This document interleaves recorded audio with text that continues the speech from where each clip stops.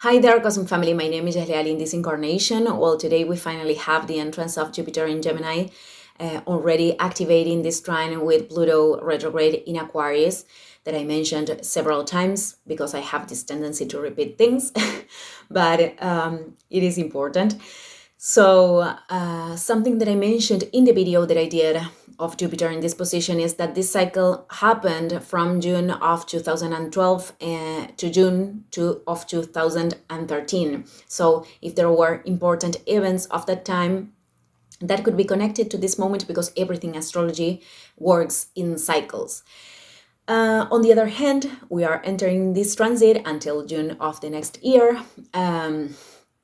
Where the expansion and also the abundance, our perception of abundance and experimenting, the experience of abundance is going to be given through connections, through meeting new people, through approaching new ways of learning with curiosity. The word curiosity is very, very important when we talk about Gemini. Also, it is going to be very important to leave, to get rid of, preconceptions about people, generalizations, and this kind of things that we many times, when we are identifying with certain aspects of the identity, we could close to, meet new people that can bring information that is very valuable for us, that has a lot of sense and purpose in our experience. This doesn't mean that we have to force ourselves to, be with people that we don't have resonance with. In the past, I talked about this. But I think there is also a difference between not having resonance and the rejection, which it is showing something, it is reflecting something through bonds, through relationships, because, well, Jupiter right now is in conjunction with the Sun and with Venus. On the other hand, I think, Jupiter as the regent of Sagittarius, many times the shadow of this energy could be linked with I have the truth, or I know everything about this.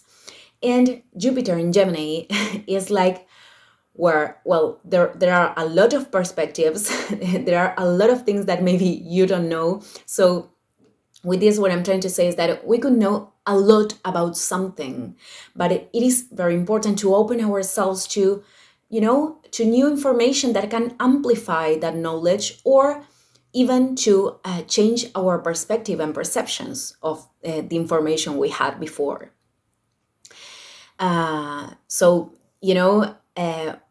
Maybe for fixed signs, that was something that I was mentioning in the other channel. The fixed signs has this difficulty many times to, change of posture. The mutable signs has this quality of, adaptability many times. They flow better with this, precisely. But also the shadow of Gemini is like too much adaptability, a rhythm that no one, can follow. But well, that is a self-regulation that we have to approach. Also, other thing that I wanted to comment is, this tension that we are going to experiment with Saturn in Pisces. Because, well, this is something that didn't happen, in the other cycle of 2012. Saturn wasn't in Pisces, and right now they are going to meet in this square, in this tension, which, they are very opposite energies, because Saturn limits and contracts. I don't know if I'm inventing that word, but I always invent words. So you are going to tell me in any case, or I am going to Google that. Well, what I was saying is that Jupiter expands and amplifies. So they are very, very different, but there are interesting things that we could, extract from this transit. On one hand, Saturn in Pisces is inviting us to be in coherence with our own soul. It is about developing spiritual maturity through processing our emotions and, practicing this coherence with the impulse of the soul that we are feeling inside. And this trine, with Jupiter in Gemini is going to invite us to, align everything that we are saying, everything that we are feeling, that we are thinking in coherence with the soul. So maybe we are going to have lessons linked with that. And also, I think it could be a transit where we are like creating solid steps of expansion, creating structures of expansion during that cycle, but also, as every square, it has many times its challenges. The one of the shadows of Jupiter could be linked, this excessive confidence, and discovering that we have to put a healthy boundary to the ways we are communicating, talking more than what we should, or assuming risks that we shouldn't. This is about this self-regulation that I was talking about.